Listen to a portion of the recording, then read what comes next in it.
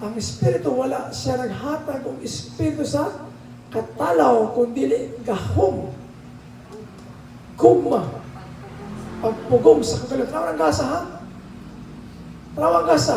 Itagaan ka gasa, ang Espiritu hatag sa kaisog, dili katalaw, pagpugong o gugma. Now, kung may una ka nga masakit, mapobre, kung disconnect ka, so dili na siya ang gift, kulang. Doon na kay gift, apan, wala kay pagpugong sa kagalingon. O, wala sa isa. Wala kay gugma. Bagsak yan po ng gasa.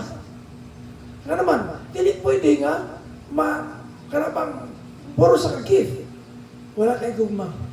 So muna ang Espiritu Diyos, naghatag o dili katalaw, o dili kahum, kaisog, o pagpugong sa kagalingon, o dili, saman, pagpugong o gugma. Now, pumuntahan ako sa inyo, kapila ka ma-discourage tungod nga ang tao may mong gisiran, kahit ulo, or kailang adugay na nag-serve sa Ginoo, pero until now, wala gyapon na usog.